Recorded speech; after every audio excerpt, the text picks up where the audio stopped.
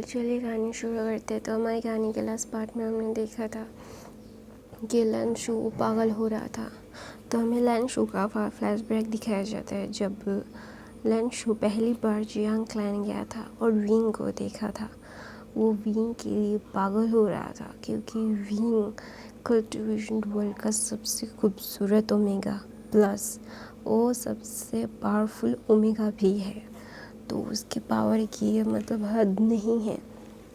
और विंग बहुत ही ज़्यादा ही मतलब क्या बोलते हैं, लोगों के नज़र में आने वाला वो ओमेगा था। वो इतना ज़्यादा ही क्या बोलते हैं, अब जितना भी बोल लो उतना कम है उसके लिए। तो ना इसीलिए विंग को लैंशिंग पागलों की तरह प्यार करता। मतलब वो होता है ना ऑब्सेशन, वो ऑब्सेशन बन गया था। फिर उस ऑब्सेशन को वो पूरा करने के लिए अभी किसी भी हालत में जा सकता है। लैंशिंग वो ना अभी मेंग्याओ के साथ मिल के सारी चीज़ों को प्लान कर रहा था। उसे लग रहा था कि किसी को भी कुछ भी पता नहीं है, लेकिन उसे ये नहीं पता कि लन वांगजी ऐसे ही किंग की पोजीशन के लिए नहीं चुना गया।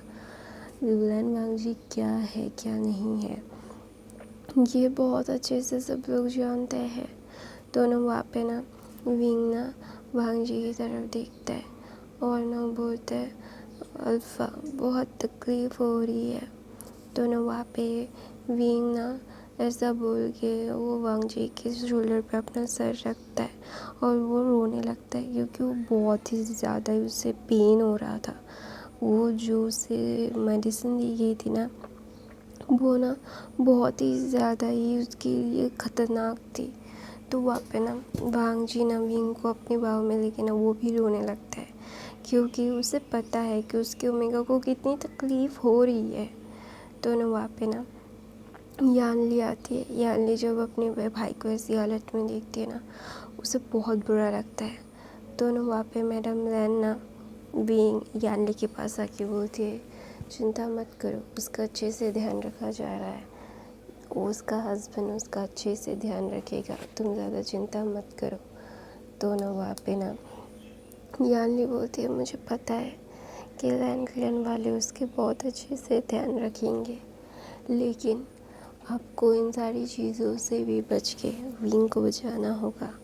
तो ना वहाँ पे मतलब मैडम लैन बोलती है वो चिंता मत करो, हम जानते हैं कि कौन हमारे साथ है कौन हमारा दुश्मन।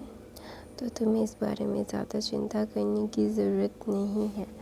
तुम सिर्फ अपनी लाइफ के बारे में चिंता करो। अपनी लाइफ में सारी चीज़ों को तुम कैसे हैंडल करोगी वो सारी चीज़ों को रखो। दोनों वहाँ पे ना मैडम लैन वांगजी की तरफ आती है और बोलती है वांगजी क्या हुआ। तो बोलते हैं मतलब उसे बहुत ही ज़्यादा तकलीफ़ हो रही है, वो बिल्कुल भी ये सारी चीज़ें ले नहीं पा रहा है। तो ना वहाँ पे मैडम लैन बोलती है सुखी। तो ना धीरे धीरे विंग ना अभी रिकवर हो रहा था। तो ना लैंशिंग ना वो ना डिस्परेट हो रहा था। उसने अपनी सारी तैयारियां कर ली थी। वो लैन के सारे लोगों को मेडिसिन दे के उसकी सारी शक्तियाँ ख़त्म कर देगा, तभी वो हमला करेगा। तो वो सारी चीज़ें उसके सारे लोग उसके अकॉर्डिंग सारी चीज़ें कर लेते हैं।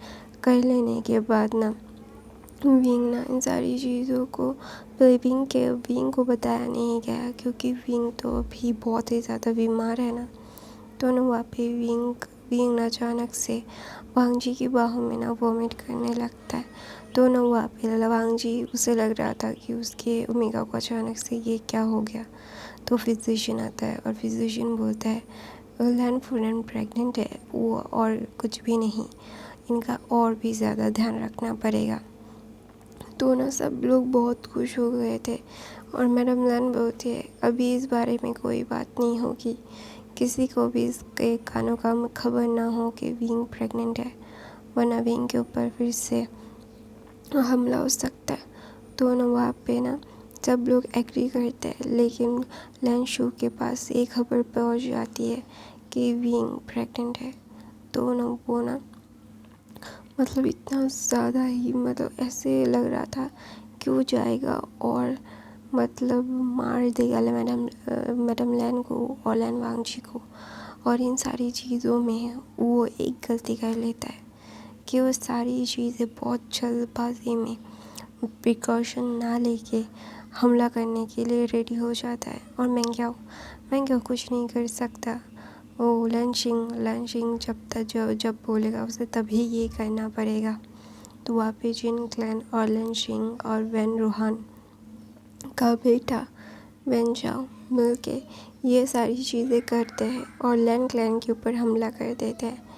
तो विंग को लैनसन ने पहले ही हटा दिया था क्योंकि उसे पता है थोड़ा तो खून खराबा होगा ही। तो उससे पहले विंग को हटा दिया था। हटाने के बाद वो विंग वांगजी की तरफ बहुत ही मतलब अनियाई से देख के बोला था, प्लीज़ मुझे मत भेजो, मैं तुम्हारे साथ रहना चाहता हूँ। तो वहाँ पे वांगजी ने बोला था विंग को, आई नो माई बाबे, तुम मेरे साथ रहना चाहते हो। I also want to stay with you. तुम्हें पता है तुम्हें हर बार मैंने इन सारी चीज़ों को बहुत ही ज़्यादा ही रिग्रेट किया है। मैंने रिग्रेट करूँगा भी कि तुम्हें ऐसी हालत में मैं खुद से अलग कर रहा हूँ कुछ दिनों के लिए। बाबे प्लीज़ बोबो मेरी बात समझने की कोशिश करो। बोबो ये सारी चीज़ें मत करना। दोनों वहाँ पे वांगजी ये सारी चीज़ें भूल के विंग को कुछ दिनों के लिए कहीं पे भेज देता है। और तभी लंशू ने हमला कर दिया था और वांगजी वहाँ पे तलवार लेके खड़ा हुआ था और उसे पता है कि लंशू मेंग्याओ और बेंचाओ वो लोग ये सारी चीज़ें करेंगे। तो सब लोगों को वह बंदी बना लिया था लंचिंग ने। उसे लग रहा था कि उसने सारी चीज़ें हासिल कर ली है, अभी उसका कोई भी बाल भी वाका नहीं कर सकता। तो वहाँ पे वांगजी वो लंचिंग की तरफ देखता है और उसका तलवार लेता है और वेंचाओ का गला काट देता है। तो वहाँ पे सब लोग ये देख के शॉक्ड कि उन लोगों ने लैन क्लैन के सारे लोगों के खाने में वो मेडिसिन मिला के सब लोगों का गोल्डन को नष्ट कर दिया था। तो अचानक से ये क्या हुआ? लैन वांगजी अपनी तलवार को कैसे यूज़ कर सकता है? तो लैनसन एक स्मार्ट करता है और उसे फिर लैनशिंग का एक आदमी आके बोलता है, लैन फुरेन उनके कमरे में नहीं है। वो वहाँ पे लैन फुरेन और राजमाता भी नहीं है। तो वहाँ पे वांगजी बोलता है, तुझे क्या लगता है कि मैं पागल हूँ? मुझे कुछ नहीं पता चलेगा। मैं सब जानता हूँ। I know every single thing. No one can defend me, no one can stave me. मैं जानता हूँ कि मैं क्या कर रहा हूँ। और तो मुझे ये सारी चीज़ें ऐसे करवाएगा? हाँ, तुझे क्या लगता है मैं इतनी आसानी से तेरे इस जाल में फंसने वाला हूँ? नहीं, you are wrong, totally wrong. क्योंकि मैं सिर्फ चाहता था तू एक गलती करे और तेरा कदर अलग करूँ मैं और मेरे सारे दुश्मनों को एक करे तू। और तूने वही किया जैसा मैं चाहता था। तुझे क्या लगता है कि कोई मेरी ओमेगा के ऊपर अपनी नज़र रखेगा? मुझे पता नहीं चलेगा? मैं इतना डम हूँ क्या? I am not that dumb. I am king. I am Lan Wangji के ओमेगा के ऊपर नज़र रखना इतना आसान है क्या? लैन वांगजी के ओमेगा को अपना बनाने की ख्वाहिश रखना इतना आसान नहीं है। तो वहाँ पे लंचिंग बोलता है, वो मेरा है। तो लैनसन एक हाथ काट देता है और बोलता है, अगर दोबारा उसे अपना बुलाने की ज़रूरत भी की ना तो तेरा सर और धड़ अलग होगा। तो मेंग्याओ वहाँ पे अपना सर नीचे करके बोलता है, मतलब राजकुमार, सॉरी किंग, मुझे माफ़ कर दीजिए। मैं मुझसे गलती हो गई। इनमें मेरी कोई गलती नहीं, मैं भाग गया था। तो मेंग्याओ की तरफ देख के वांग जी स्mirk करता है और बोलता है, तुझे क्या लगता है मुझे नहीं पता कि तेरी वजह से मेरा ओमेगा इतने दिनों से बीमार है? हाँ, तुझे क्या लगता है इतनी आसानी से मैं तुझे छोड़ दूँगा? No way, you are not that person. तू ऐसा नहीं है कि मैं तुझे छोड़ दूँ। तो वहाँ पे ना मैं लैंचिरन आता है और बोलते हैं, वांग जी बात कम काम ज़्यादा। विंग वहाँ पे पागल हो रहा है तेरे पास आने के लिए। तो ना वहाँ पे लैंशू की तरफ देख के बोलता है, और good news, I am going to be a father. मैं फादर बनने वाला हूँ। तो ना वहाँ पे लैंशिंग ना वो बहुत ही ज़्यादा गुस्सा हो रहा था। उसे समझ नहीं आ रहा था कि अभी वो क्या करे क्या कहे। वो वांग जी को मार डालना चाहता था, लेकिन उसका सारा प्लान खराब हो गया। किसने किया वो उसे नहीं पता, लेकिन लंचिंग की सारी मेहनत, सारी जो चीज़ें थी वो सब ख़त्म हो गया। तो ना वहाँ पे लैंसन ना बोलता है, मैं तेरे पास तेरा हर एक काम का आदमी तेरे पास भेजूँगा, चिंता मत करना। तो ना वहाँ पे लैंसन ना लंशू का सर धड़ से लग कर देता है। और मैंग्याओ बोल रहा था, किंग आई जस्ट अपॉलोजी, मुझे माफ़ कर दीजिए, मुझे माफ़ कर दीजिए। मैं फिर दोबारा से यहाँ पे नहीं आऊँगा। आप मुझे कभी नहीं देख पाएंगे। मैं इस कल्टिवेशन वर्ल्ड से ही दूर चला जाऊँगा। तो ना वहाँ पे लैंसन बोलता है, तेरे फादर को तुझे क्या लगता है मुझे नहीं पता कि कौन कैसा है और कौन कितने पानी में है। मैं तुझे भी नहीं छोड़ूंगा, तेरे फादर को भी। वो मेंग्याओ का गला काट देता है। तो लैंसन ने अपने डिसिबल्स के सामने आके बोलता है, ये सारी चीज़ें क्लीन करो, तुम्हारी लैंड फ्रेंड को लाने जा रहा हूँ। तो ना वहाँ पे वांग जी तुरंत ही निकलता है। इन सारी चीज़ों को लैन शिचेन, चेंगहनजुन, लैन गुडन मिल के संभालते हैं। सारे लोगों को, सारी लाशों को ऐसे क्लीन किया जाता है। सारे डिसिपल्स मिल के करते हैं। करने के बाद वो सारी चीज़ों को अच्छे से धोते हैं। तो वहाँ पे विंग वो मैडम लैन को एकदम पागल बना रहा था और बोल रहा था, मदर मुझे अच्छा नहीं लग रहा है, वांग जी कहाँ पे। तो वहाँ पे मैडम लैन बोलती है, विंग शांत हो जाओ ना बच्चा, सब ठीक है, सब कुछ ठीक है। तुम्हें इतना टेंशन लेने की ज़रूरत नहीं है ना बच्चा, मैं हूँ ना। तो ना विंग ना बोलता है, नहीं प्लीज़, मैं नहीं जाना चाहता, मैं मेरे अल्फ़ा के पास जाना चाहता हूँ। तो ना वहाँ पे मैडम लैन बोलती है, अच्छा ठीक है। तो अचानक से उस पहाड़ का दरवाज़ा खुलता है और वांग जी वहाँ से अंदर आता है।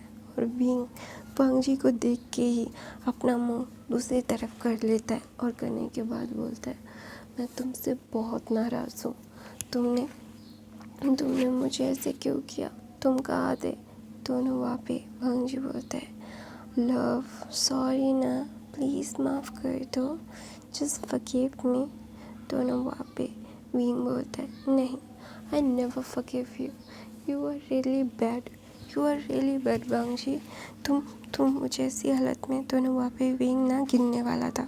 तो वांग जी उससे अपनी बाहों में ले लेता है और बोलता है, आई एम सो सॉरी पोपो, मुझे पता है कि मैं बहुत ख़राब हूँ, प्लीज़ मुझे माफ़ कर दो। तो विंग बोलता है, नहीं, तुम बहुत ज़्यादा बुरे हो।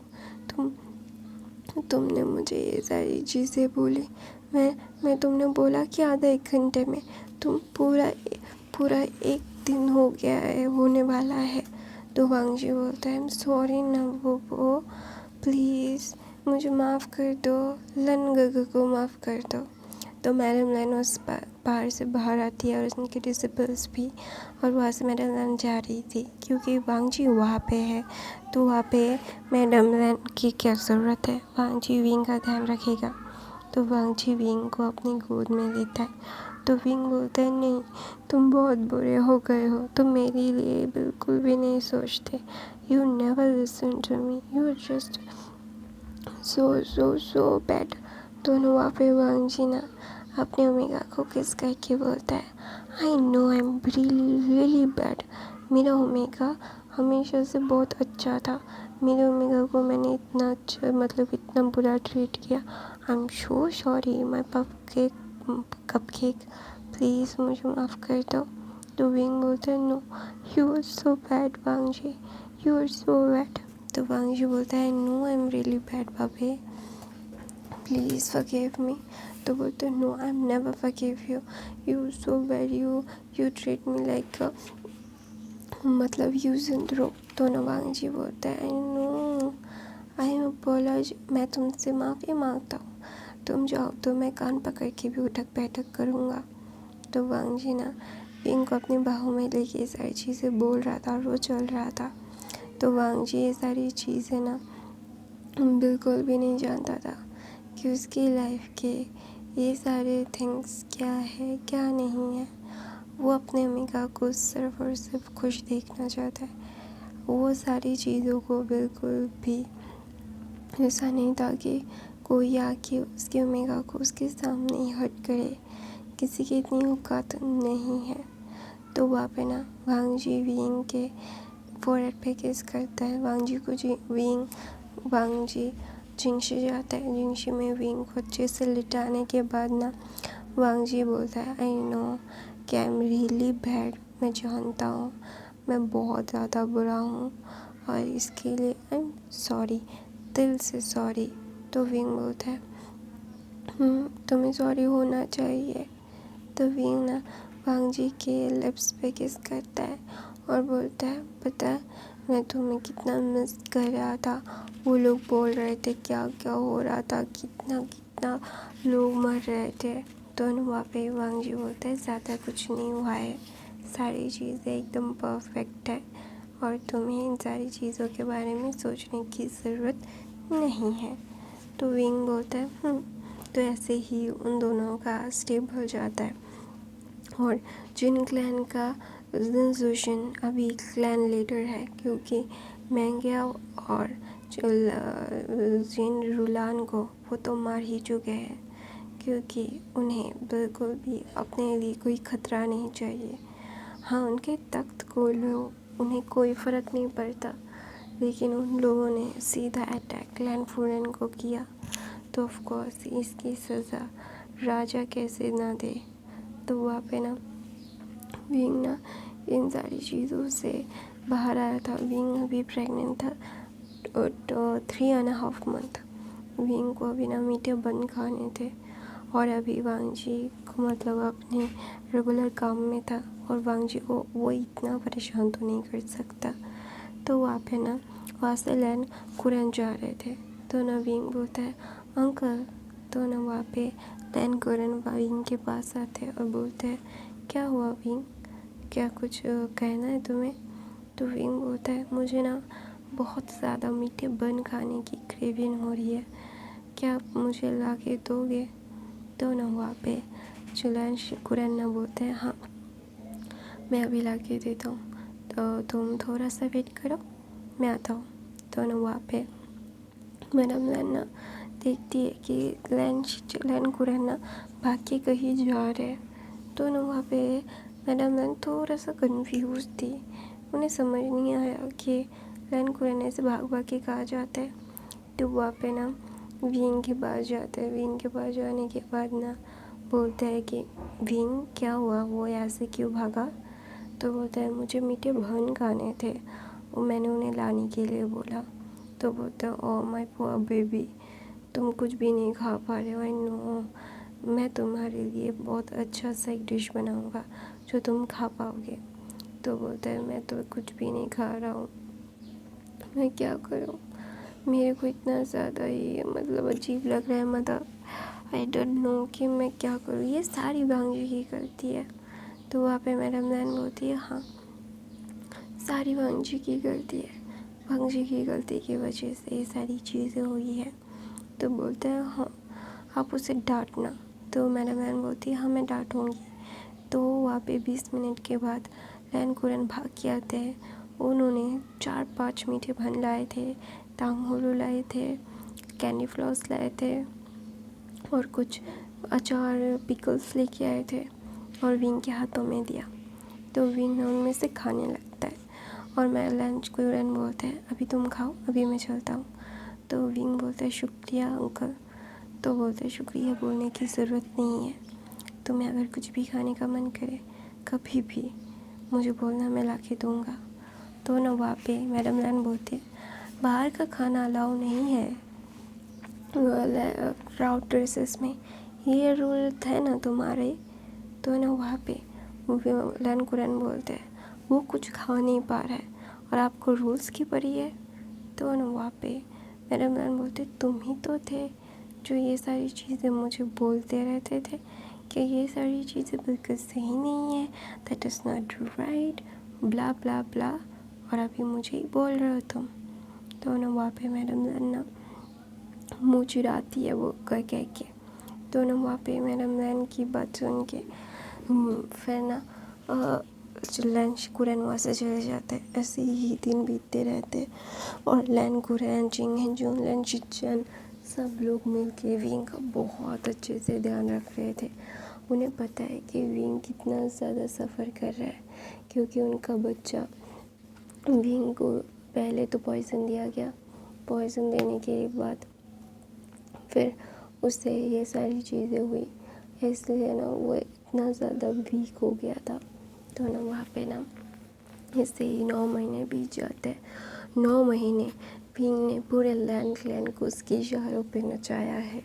उसने जो बोला है वो करने के लिए सारे लोग मतलब बाध्य थे।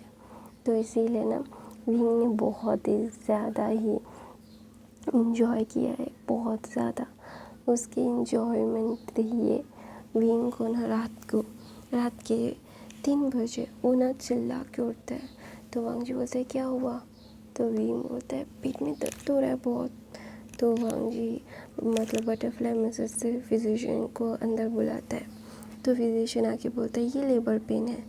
तो 3 घंटे के बाद वांग जी के चिंगशी से एक बच्चे की रोने की आवाज़ आती है। वहाँ पे मैडम लैन अंदर थी, लैन कुरन लैन शिचैन चिंगेन जुन वांग जी के साथ बाहर थे। तो मैडम लैन थोड़ी देर बाद एक बच्चे को कपड़े में लपेट के लाती है और बोलती है बेटी है। तो ना वांग जी के चेहरे पे मुस्कुराहट आ जाती है और बोलती है mother I am really happy. तो ना वहाँ पे मैडम लैन बोलते हैं बेटी का नाम क्या रखोगे। तो बोलते हैं मतलब चांग सरन। तो ना वहाँ पे सब लोग वांग जी की तरफ देखते हैं और मैडम लैन कुरन मुस्कुराते हैं। तो थोड़ी देर के बाद वांग जी विंग के पास जाता है। विंग अभी तक बेहोश था। जब विंग को होश आता है तो वांग जी अपने बच्ची को लेके विंग के पास जाता है और बोलता है देखो तुम्हारी मदर आई है, वी चांग से आई है। तो ना विंग ना वांग जी की तरफ देख के अपनी आंसू भरी आंखों से वांग जी की तरफ देख के बोलता है सच में। तो बोलता है हाँ। तो विंग बोलता है थैंक यू सो मच मुझे इतना प्यार करने के लिए। तो ना विंग वांग जी बोलता है थैंक यू सो मच मेरी ज़िंदगी में आने के लिए। ऐसा बोल के विंग के फोरहेड पे किस करता है और वहाँ बेबी के। और ये फ़ैन फिक्शन यहीं पे ख़त्म होता है। आप लोगों को ये फ़ैन फिक्शन कैसा लगा मुझे कमेंट करके ज़रूर बताइएगा। और मेरे बाकी के फ़ैन फिक्शन मुझ ज़रूर देख लीजिएगा। मैं हर रोज़ फ़ैन फिक्शन डालती हूँ यार, देखा करो। और ये ख़त्म है और इसके बाद एक नया फ़ैन फिक्शन मैं ज़रूर बहुत ही इंटरेस्टिंग लाऊँगी, उसके लिए ज़रूर सुनो उसको। मैं बहुत अच्छा है, मैंने ये कहानी बहुत मतलब बहुत सारी कहानियों से ढूंढ के निकाली है। मैंने लिखा था बहुत पहले तो मुझे अभी रिसेंटली मिला है, तो you will like it. I love you, thank you so much for the watching, bye bye.